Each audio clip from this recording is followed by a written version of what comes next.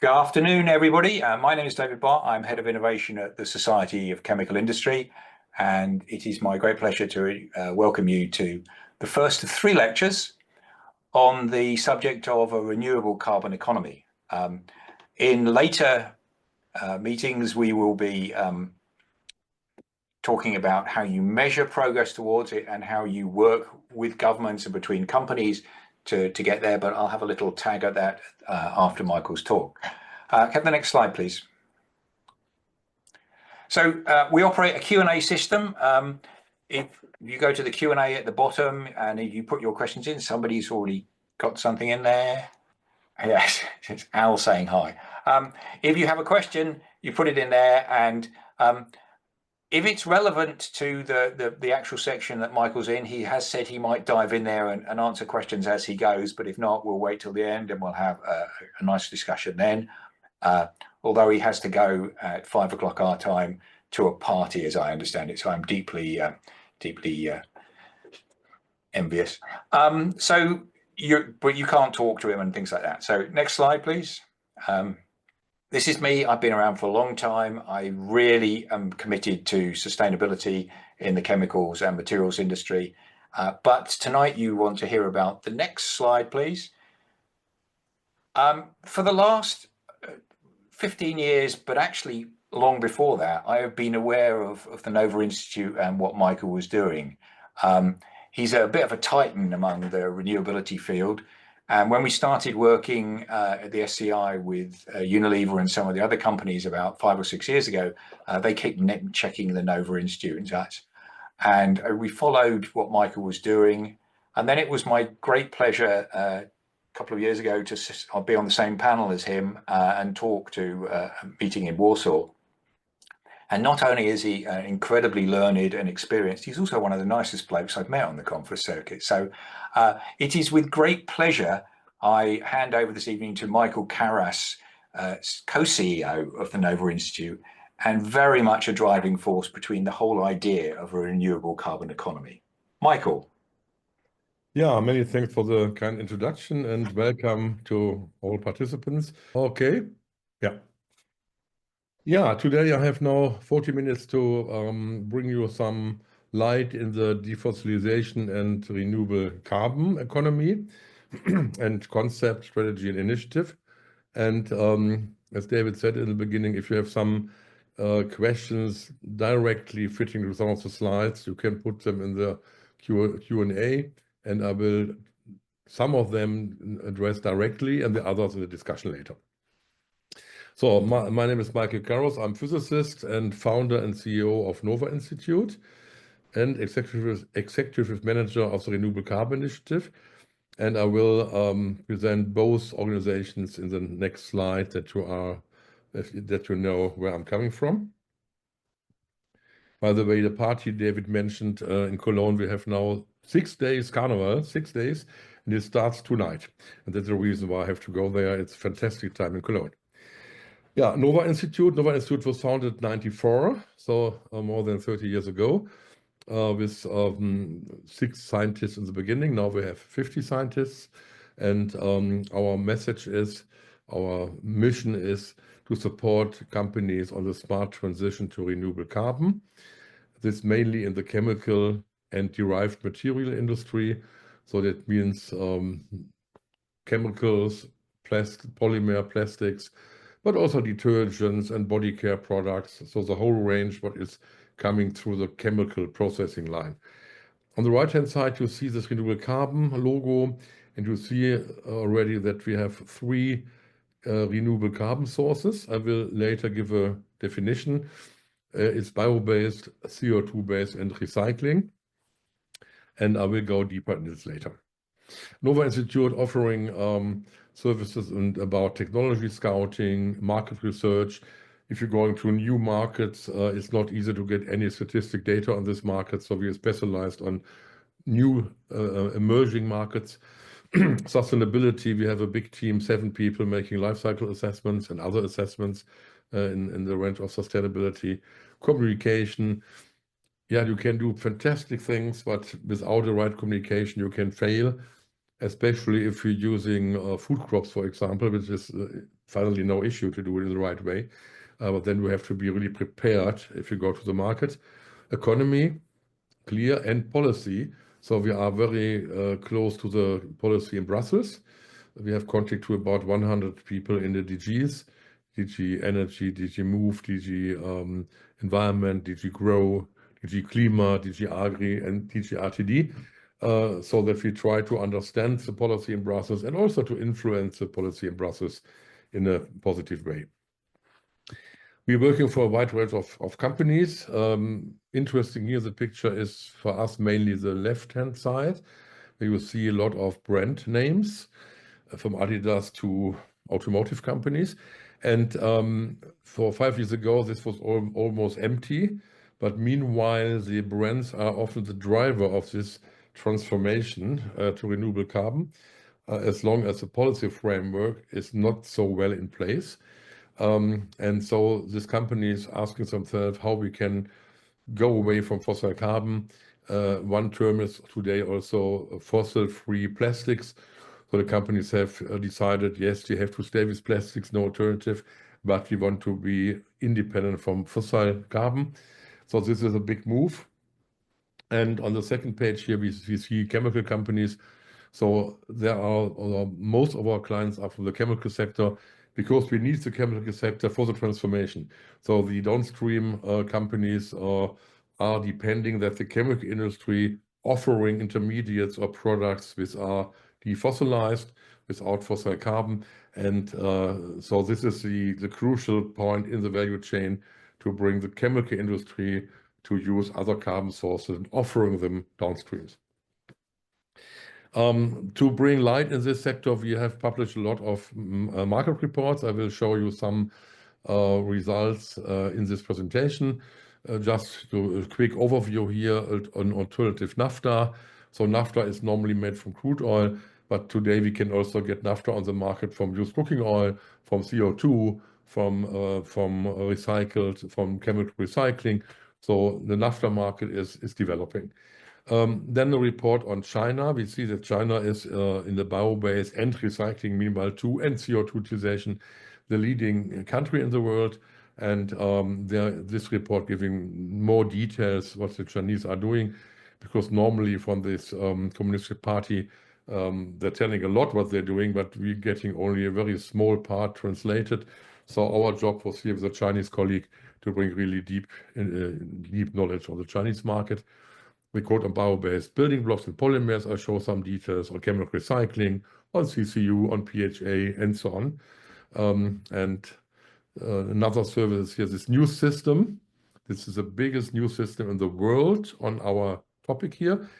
And it's free of charge, reading it and also sending us some information. We have meanwhile 35,000 news here. And I'm pretty sure if you put your company name or institute name here, you will find a lot about your activities too. Then we have also a database for companies offering services, 150 companies with 50,000 downloads a year. If you need a partner in PLA, in PHA, in sugar supply, whatever, in recycling, here you can find partners for your business or also for project partners in European or UK projects. That was enough about NOVA. Now I quickly go to Renewable Carbon Initiative. We have founded it 4 years ago in 2020, or 4.5 years ago in 2020. Meanwhile, we have mostly 80 members. That's fantastic. And you see the brands here. So brands are extremely important because we have to understand their demand, what we can deliver for defossilization, and also in policy, brands are also door opener because brands are always welcome. The chemical supplier, not always. But so we have here the first step in because everybody wants their products. You see startups here, research institutes, partners. We've also from environmental sector, WWF Germany and Texas Exchange, 2 important partners in the sustainability field. And of course, the large suppliers. So you see here almost all relevant chemical companies, from the biggest like BASF to small companies, also from US, from Asia, but also companies with biorefineries or with cellulose fibers. So a wide range of companies here as supplier for this value chain. And then also, of course, also some SMEs which are specialized on certain topics in the defossilization. And the last reports we have published, and some of them I will also quote in the presentation today, a very important one published a few days ago, is there enough biomass to defossilize the chemical and derived materials sector by 2050? Very important report. Then we have report on the conflict between biomass demand for transport fuels and aviation and shipping and the chemical sector. A report on net zero chemical industry in 2050. And this is on implementation of biotech and biomanufacturing in the European Union. So I will also show you all some of the main results of these reports, but they are all free for download. If you go to the website renewable-carbon.eu, you can all get full access to these reports. So what is the background? Why are we doing the whole thing? When you see this picture here, you see that there are two reasons for climate change, or mainly two reasons. One is land use change, so turning tropical forests in agricultural land, for example. This is luckily decreasing. It was a bigger impact in the 70s and 90s. So because the policy stepped in, and so the deforestation is going down. Hope that's very good. On the other hand, you see the main reason is for the extraction of fossil carbon. So for scientists, that seems to be trivial, but we always talking about CO2 emissions, CO2. But if you ask many policymakers, where the CO2 is coming from, what is the reason for the CO2, they have almost no idea. And the point is the extraction from fossil carbon from the ground, crude oil, natural gas, and coal is, of course, the far main reason for climate change. And what is very sad is that the extraction of fossil carbon is still increasing. So the highest extraction ever was in 24, and they're expecting that it's even higher in 25. And that's after 30 years climate policy. It's really frustrating. And if you look to the pages of the crude oil industry, their main problem is that the increase getting lower. So they're never talking about decrease, it's always increase, but the increase is going slower.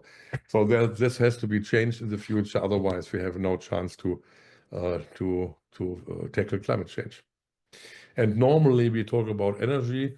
In energy, there are many pathways, solar, wind, hydrogen, but the sector of the chemical and derived material sector is not so visible. And the presentation today is going only on this embedded carbon.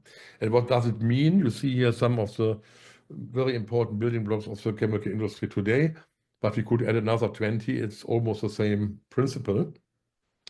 The potential related carbon CO2 emissions coming from, on the one hand side, from process energy.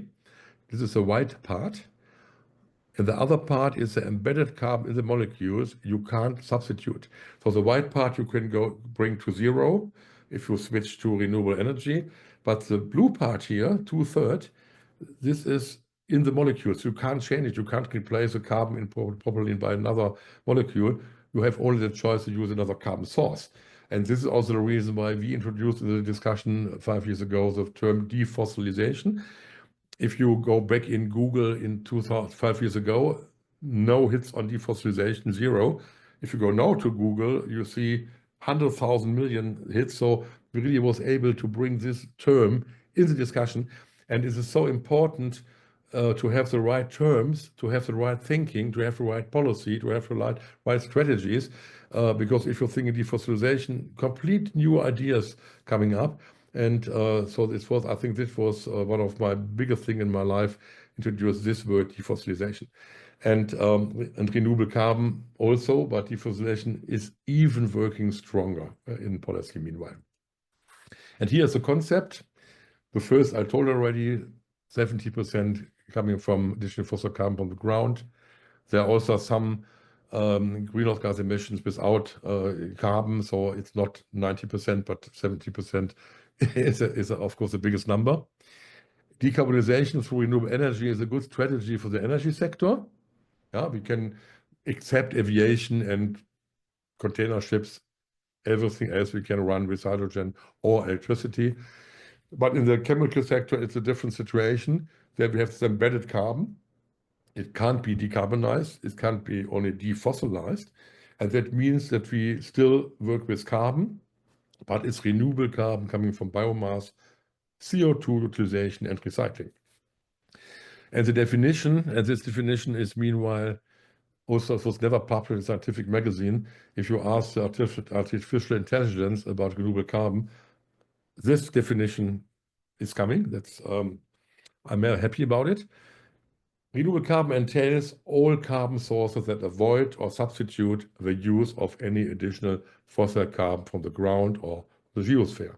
Renewable carbon can come from the atmosphere, biosphere, or technosphere. Technosphere is where all our human-made products are in, but not from the geosphere. Renewable carbon circulates between biosphere, atmosphere, or technosphere, creating a carbon circular economy, or the Commission says here, sustainable carbon cycles. The picture on the right-hand side is showing in a very simple way to policymakers there is a good carbon, the carbon from above the ground, and there is a bad carbon, carbon from below the ground. And if they saw this picture, they remember, okay, two kinds of carbon, and the green one we should go to, and the red one we should avoid in the future. And this is a picture how the world can look like in the future. On the left-hand side is the energy sector, solar, wind, hydro, hydrogen, decarbonization. Some will add nuclear here. By the way, I'm nuclear physicist, and I don't include nuclear energy, but this is another story, another presentation. On the right-hand side, you see the material sector with CO2, biomass, and recycling. The link is hydrogen to utilize CO2 and some kinds of biomass. Hydrogen is very useful. So we can still produce all the products we love, but defossilized. And when we look how we are, where we are today, far away from the solution. Today on our planet, we have 550 million tons embedded carbon without the process energy-related carbon. And this coming 88% from crude oil, 26% from gas, 2% from coal, 8% from biomass, and 4% from recycling. To see also the exact numbers on the left-hand side. And we did a carbon flow report. You can also download from renewable-carbon.eu. And in this carbon flow report, you find about 40 slides like this, where we have in detail described where the carbon is going to, food, feed, fuels, chemical industry, and then a deep dive in the chemical industry.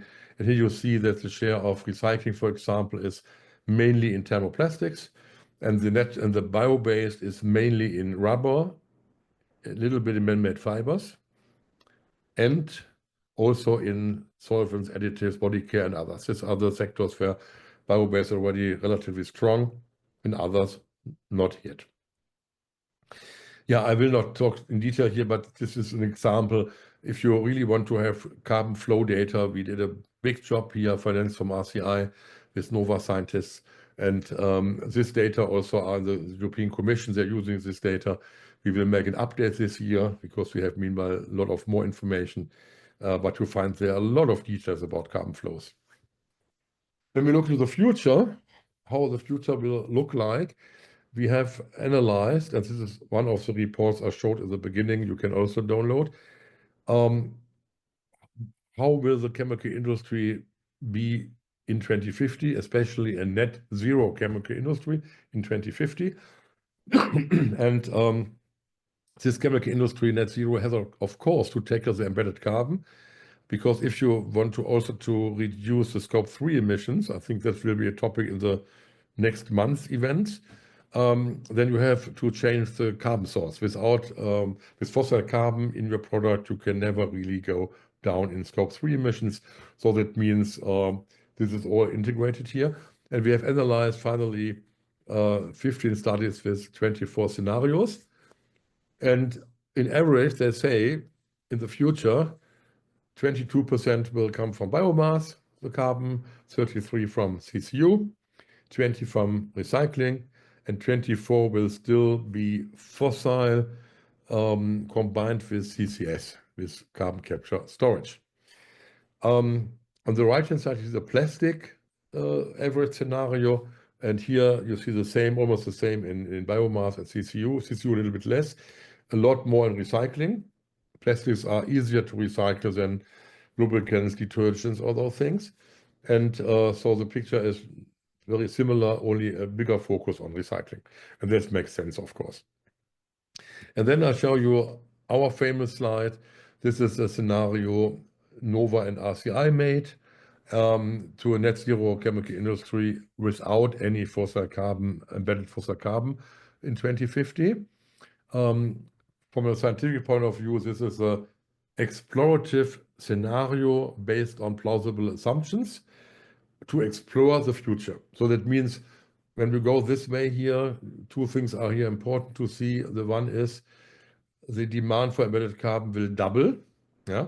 So there is no fading out of embedded carbon. There's hopefully fading out in energy carbon, but not in embedded carbon.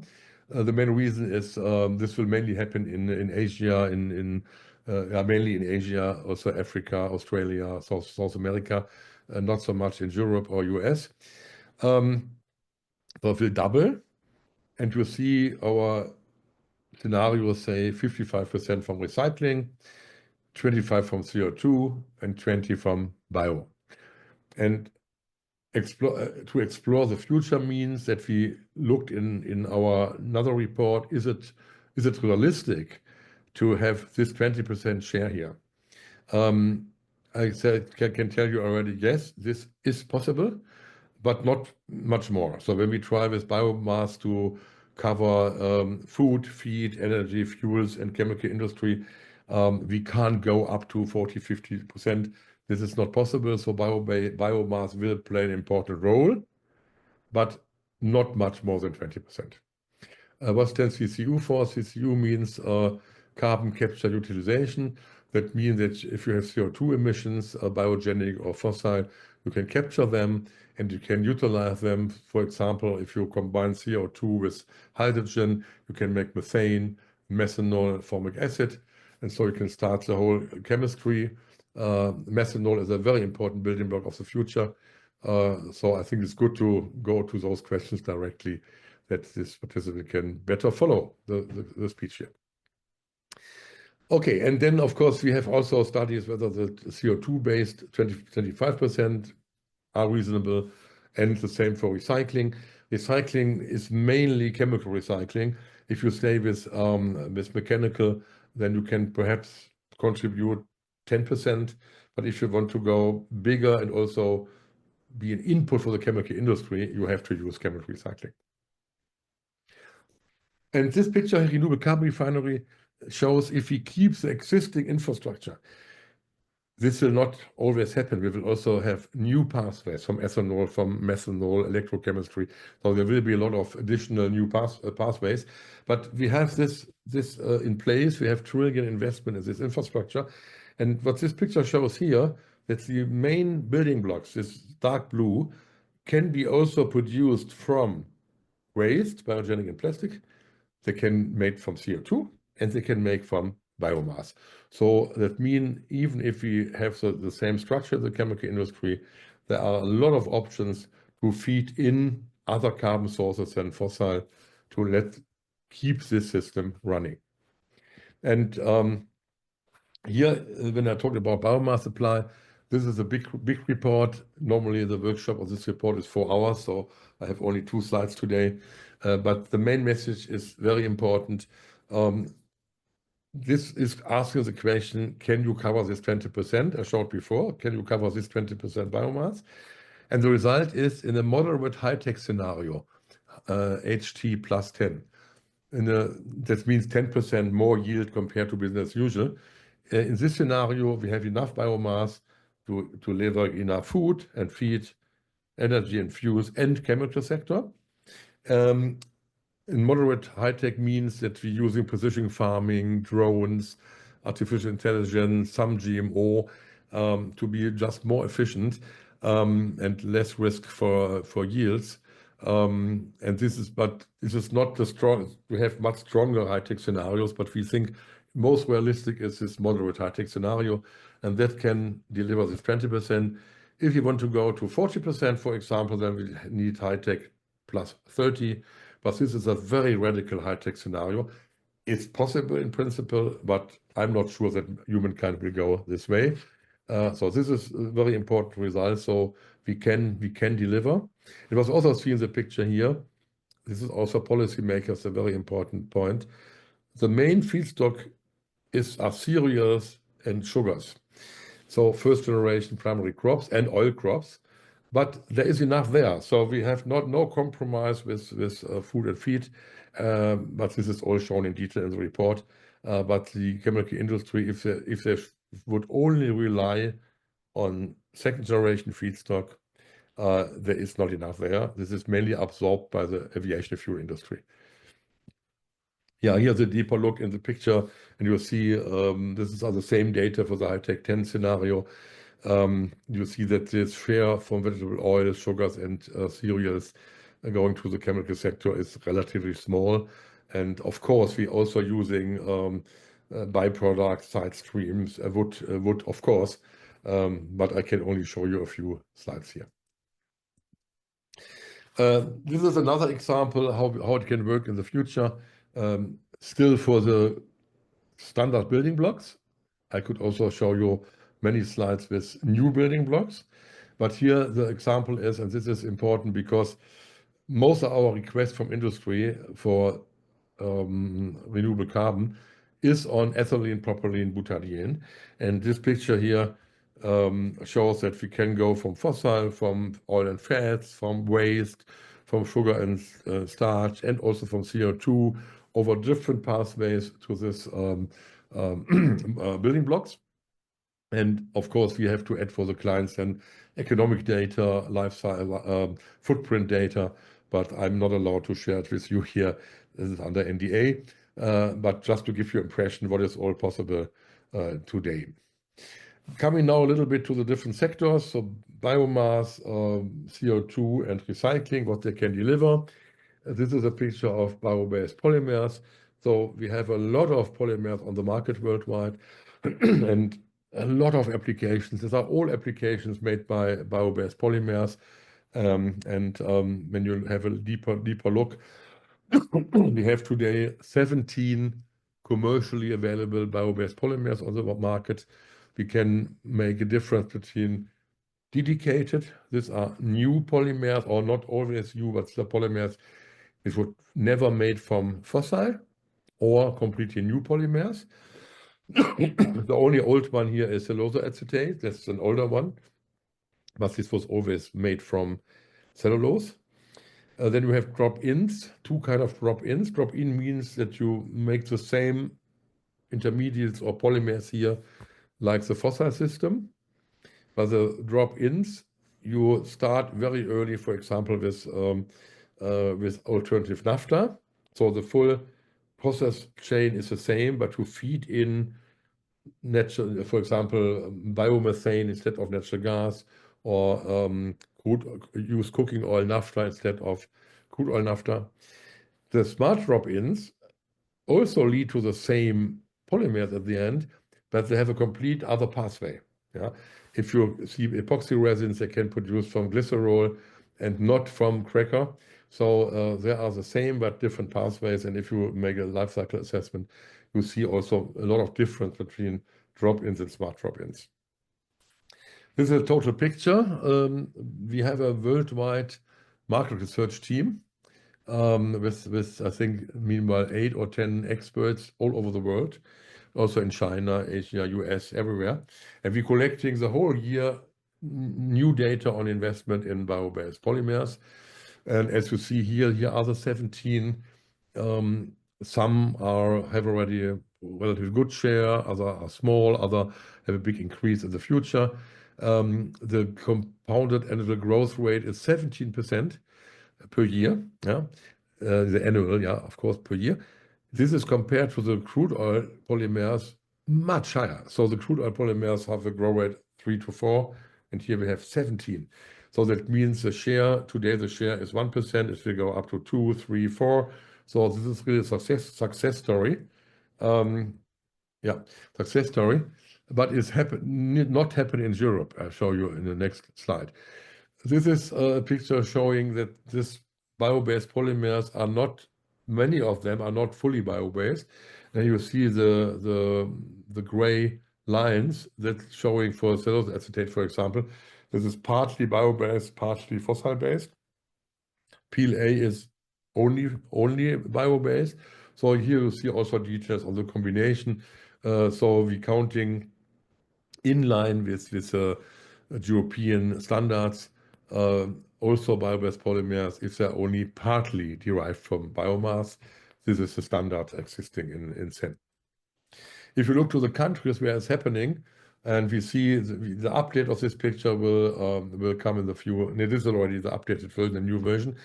You see Asia is completely dominating. So every year we have a higher share of Asia, and the share of Europe is 13% is shrinking. And the main reason is that the policy framework for bio-based polymers in Europe is so far very, very poor. It's just changing a little bit. So we have now some options in the automotive industry. The parliament asked for this open recycling quota also for bio-based. And the packaging waste regulation is expected to have the next years also bio-based quotas. So we're slowly starting in Europe after 20 years discussion, is this good or bad? Slowly the market introduction. But of course, you invest where the demand is. And the biggest demand is in Asia and South America partly. So this is very important for European policymakers. We have to do here a change in policy, getting quicker. Otherwise, all the new polymers are going to Asia and not to Europe. And we go into CO2. We have also some products on the market. CO2-based products are still a little bit expensive.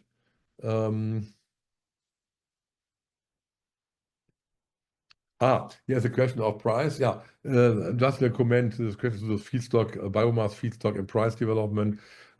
This Capri model we used for modeling the supply and demand in the future is a full commercial model. So it means if the price goes up, then the farmer will grow more. If the price goes down, the farmer grow less. If the price between sugar, starch, and plant oil like this will happen. So this economic feedback is fully integrated in the model. And we can discuss later more about it if you are interested. CO2-based products, they are at the moment very expensive because green hydrogen is expensive, but this will change with more wind and solar power. And this picture shows which polymers you can produce over via which pathways from CO2. And you see there are some specific polymers on the right top. And now on the base, you see the standard polymers. You can produce polypropylene, polyethylene, but also the PET, but also the bio-based polymers from CO2. On the top, you see specific things like polyalkyl carbonates. These are very specific ones. So I will not go in detail here, but you see there are chemo-catalytic reaction, Fischer-Tropsch, fermentation, electrochemistry. So a lot of often with high TRL, which you could do if the demand is created or the green hydrogen getting much cheaper. But keep one thing in mind here, that is for me very important. In the sustainable aviation fuel, there is in the EU 27 the decision from Parliament, Commission, and member states that in 2050, at least 35% of the kerosene is made from CO2. So that means we will see trillion investment in CO2 utilization for kerosene because the market is there. And if we create some market for CO2-based polymers, it will also be a big investment in this technology. So it's possible to speed up, but you have to do it. UK seems resistant to bio-based polymer production at scale. Are we in danger of going? Yeah, sure. So it's a big danger that in what happened in Europe is, and I think UK is not so different here, or EU is 27 and UK. UK is a part of Europe, so sorry. What we see here is we are good in RTD. We make great innovations. We even are able to scaling up innovation, so we can find for the first years enough money to grow the first pilot and or demo plant. That all works fine. But when it comes to bigger investment in real scale, then we really fail. And the reason is that we're not creating demand, because if you want to invest in a bigger bio-based polymer plant, you need real demand, yeah, and the demand is coming if the right policy framework, because this is completely missing. If, for example, you would have a quota, 30% of all polymers has to be made from bio and CO2, for example, then at the next day you would see big plants coming in Europe, and this is missing. And RCI will publish in 2-3 weeks a big report on suitable instruments to speed up the transformation. It can be downloaded for free of charge in the future. We'll take a look to it. There are exactly what we have to do in policy to make it run. But if you're not doing it, it can be really a danger that we risk to far behind other regions because they're doing it. And here the last slide on CCU. We have also calculated, is there enough space for CCU? And this is a fantastic calculation. You can download this project to see all the different calculation steps. Everything is visible. And we have just asked the question, the demand of the chemical industry in 2050 worldwide, globally, yeah, is 1,150 million tons carbon. What is the size of photovoltaic we need to produce it? The photovoltaic would make hydrogen, and hydrogen CO2 methanol, and methanol can run the chemical industry. And the result is, for the global demand, we need the area of Greece in the Sahara. You see that is 1.5% of Sahara, or from all deserts in the world, we need 0.8%. So from a technical point of view, we can give the chemical industry so much carbon as they want for the next 1,000 of years with a very small part of photovoltaic in the desert. So this is fantastic. The problem is that only one country is aware of it, China. They are doing it already. They're building the desert Gobi will be one solar field below agriculture and CCU. And so we have really to speed up in Europe and other regions to go ahead with these technologies. Otherwise, we are far behind. So my last slides going on, I go to the other questions in the discussion. Are on chemical recycling, on recycling. When we look on recycling, some people think recycling is enough. We don't need other carbon sources. That is not possible. If we have a perfect recycling system for plastics, we still have to feed in about 30% fresh carbon in the system because we have everywhere losses. And this is even a very challenging share, 70%. So we need to develop recycling, bio, and CO2. And this is our updated slide on the different recycling technologies from incineration with CCU, gasification, pyrolyzers, depolymerization, dissolution, and mechanical recycling. They have different input, they have different output, and we need all of them to get a big share in recycling as a feedstock for the chemical industry. And I think one of my last pictures here, this is showing the capacity growth in EU 27, plus UK, Norway, and Switzerland. And you see there are a lot of investment coming. And if the packaging waste regulation is really open for chemical recycling, this will really happen. And I think this is a very important message. Create the demand and then the investment follow directly. But we have missed this in some areas. Here we see what are the main things. So this gasification at the moment is not so strong. Pyrolyzers is the main thing, but we see also interesting things in solvolyzers, depolymerization. So there's not, so there are already, all dissolution was on the screen, not at all a few years ago. This is cleaning up polymers in solvents without breaking down the polymer. This is a very promising technology for PE, PP, PVC, and PET. Yeah, and then the output of these plant refineries, chemical recycling facilities, polymers, monomers, naphtha, and other things. Yeah, and my last slide is, if you are interested to learn more about it, we're running the biggest conference in Europe on those topics in Cologne region, 2020 to 24 September. Defossilization, fine chemicals, fossil-free plastic, carbon cycles, biodegradation. You are very welcome to send an abstract till to 16 March or just join. Many thanks. So I'm very happy to get to questions. Some questions are very long, but I'll keep it to David to pick up the best questions and also summarize it a little bit. Thank you, Michael. A great talk. And for those of you who've never heard Michael before, you will have gathered that the problem is complicated.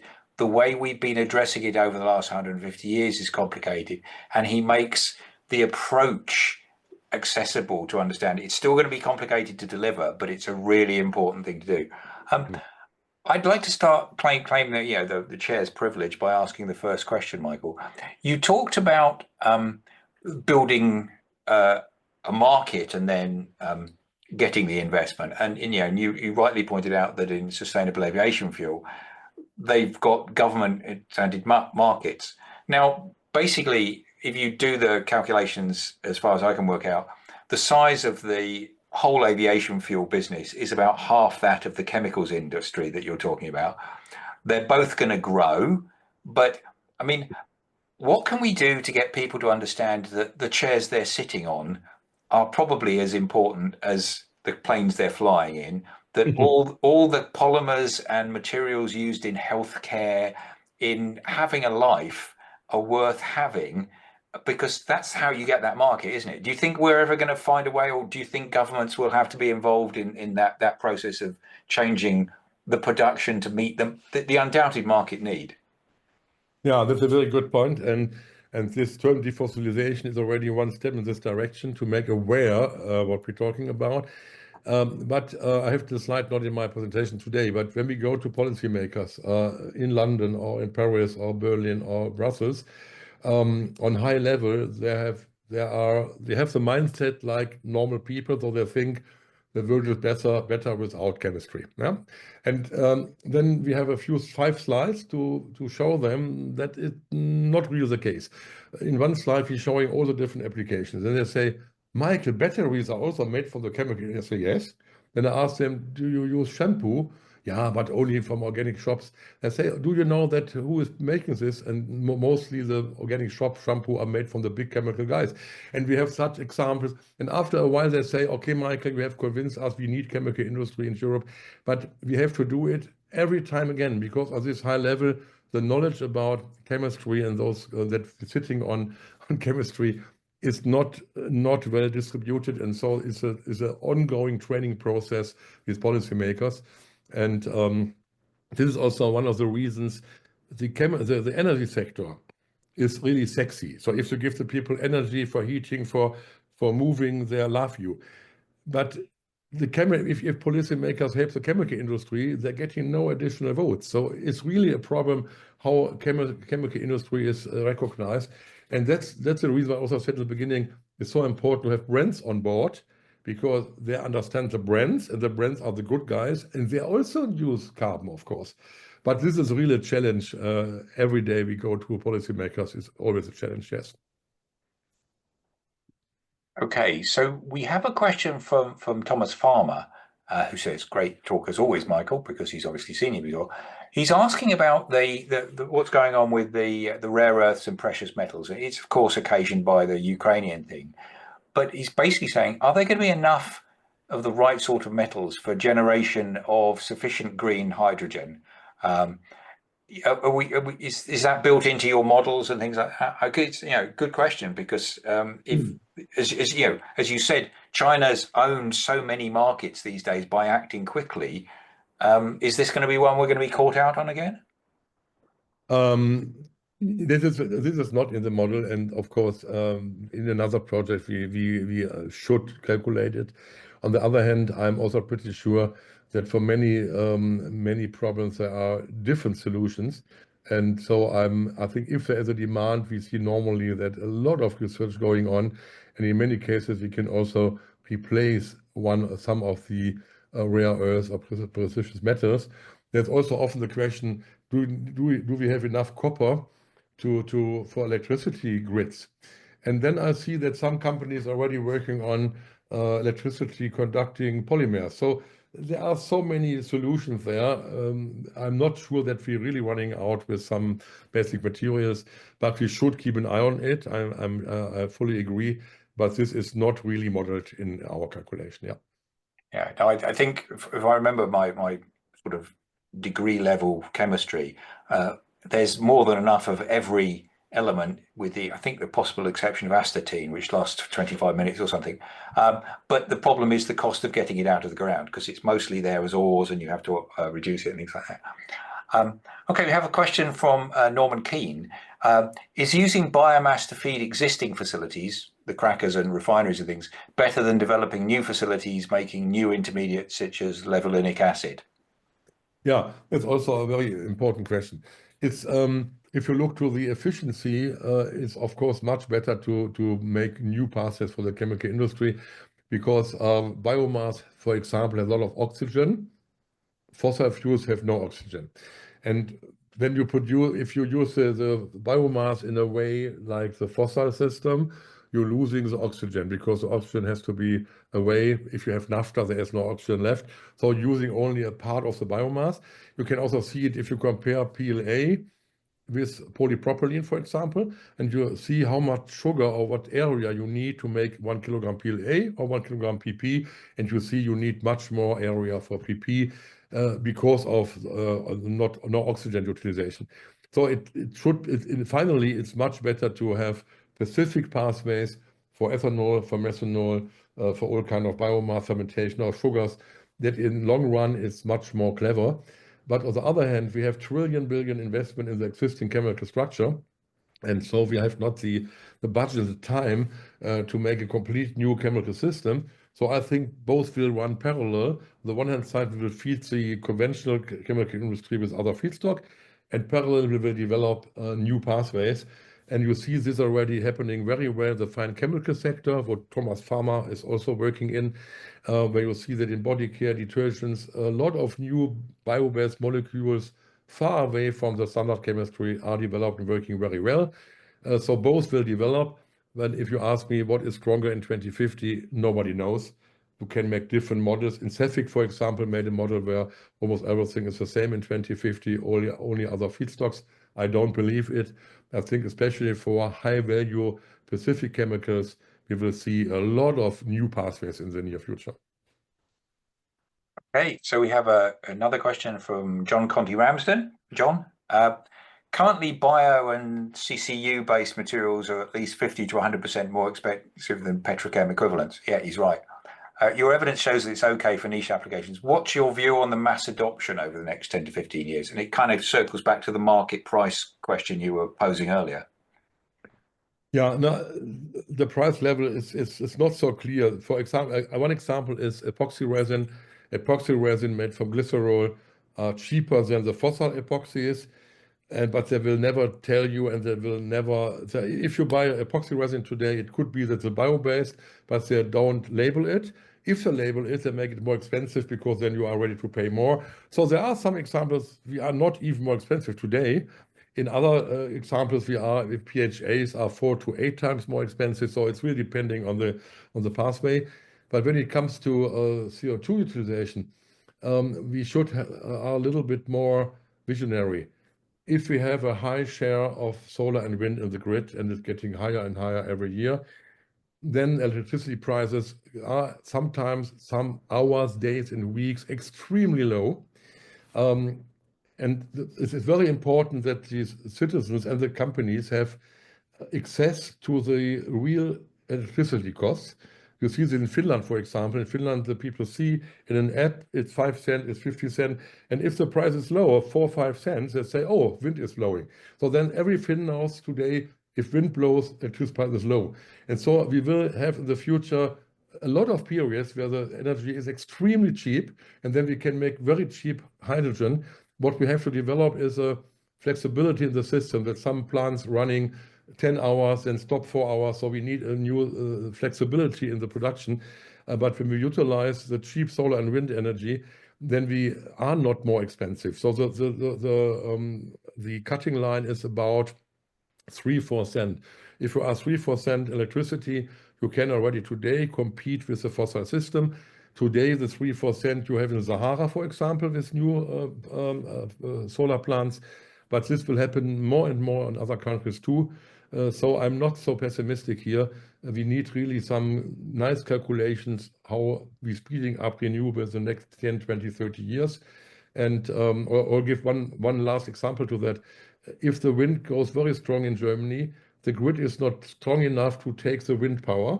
So the windmills stop producing electricity and get paid for that 300 million a year for not produced wind energy.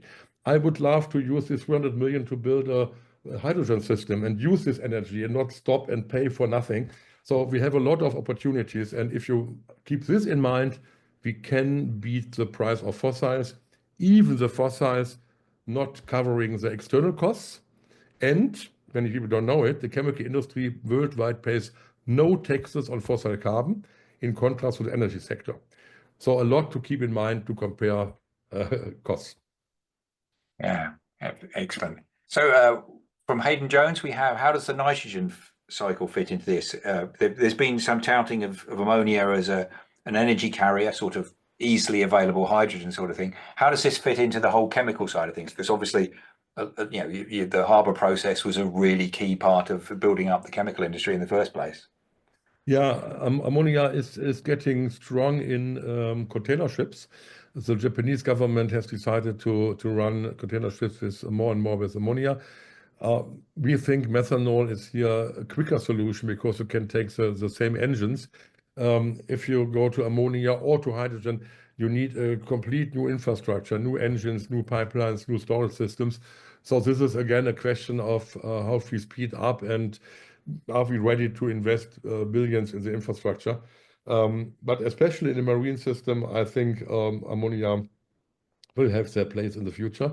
Whether it can in the chemical industry, I would normally prefer to use methanol. So go from hydrogen quickly to methanol, because then everything is much easier in pipelines and storage. So this dogma in policy, hydrogen, no carbon, is also a barrier for progress. There are different calculations from economic side and also from science. If you go directly to methanol, at the end, it's cheaper, easier, and quicker than stay only with hydrogen.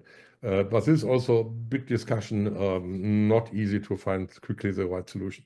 Yeah, I guess the thick is we're trying to replace an industry that's been optimized over 150 years, and we've only been at it for a few years.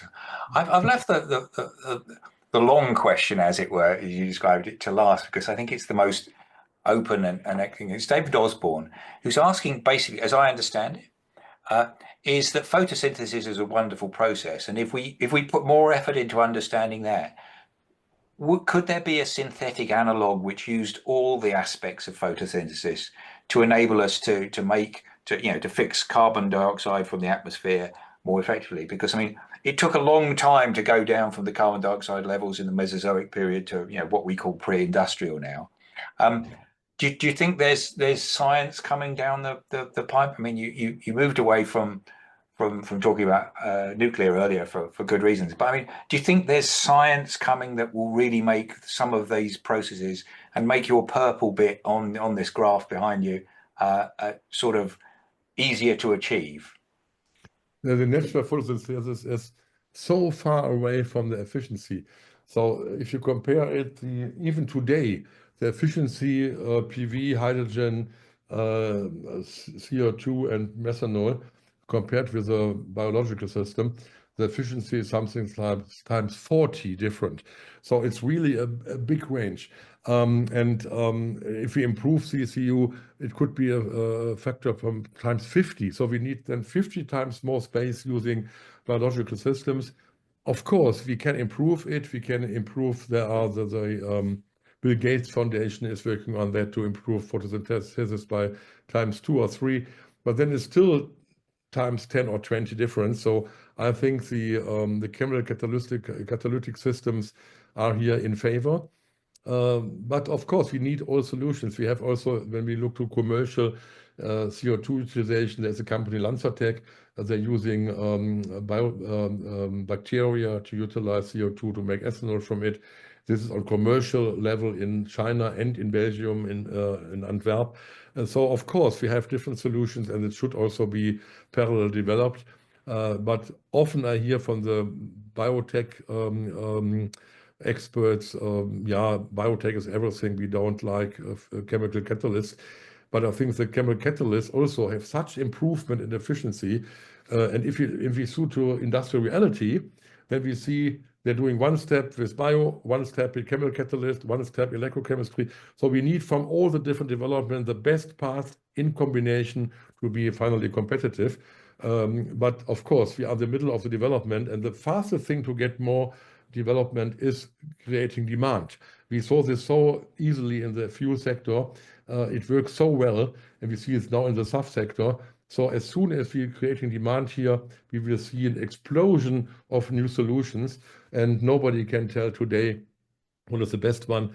Personally, I like a lot electrochemistry, where you don't put the energy with pressure, not with temperature, not with hydrogen, but directly with electricity. And this is fascinating. There is a double electrochemistry system from Fraunhofer, where you come in 2 steps from CO2 to ethylene. Many experts tell me, fantastic, Michael, but you can never scale up the system. If this is the case, yeah, sorry, but perhaps we are able in the future to scale up electrochemistry system, and they can replace almost everything we have today in the chemical industry. So I'm very open to new development, but at the moment, the biological photosynthesis is on very low efficiency, and there's a good reason why. Because trees, if you look at the evolution, trees grow so high that the biggest dinosaurs could not eat the top. And there was no reason for nature to be more efficient to grow than 5 times higher. So evolution is just doing what is needed in the competition. And so there was never the need for more efficient photosynthesis. Today, we are perhaps able to improve it, but it's a long way. Excellent. I'm conscious of the fact that it's 1 minute past 6 and you're missing Carnival already, Michael. So Okay. I just like to take the opportunity to thank you and thank the audience for listening. I hope you've learned something. At some point in the not too distant future, this talk will be up on the SCI website, where you can look at the graphs more in slow time and realize quite how much work that you've just been exposed to. And don't forget, in a month's time, we have Rachel Rothman talking about life cycle assessment and how you can get it right and wrong. Wednesday, 26th of March, Rachel talking about the life cycle assessment. I've seen an early version of that. It's a hoot because it makes you think. It's sort of, if those of you who know Mike Berners-Lee's book, How Bad Are Bananas, it's a more animated version of that. And then on 30th of April, Rupert Posner from Unilever, who I think is in the audience still, is going to be talking about the role of advocacy, which comes back to some of the things Michael has said about how companies work together and with government to change the environment, to influence the market. And the SAF thing was a great example of that. But would like to thank you again, Michael. I'm sure I'll see you again. And between Ian and I, we will certainly see you later in the year. But thank you very much for that, and kicking off our sustainability trio of talks to a really good start. Thank you very much. What a great pleasure for me. Goodbye.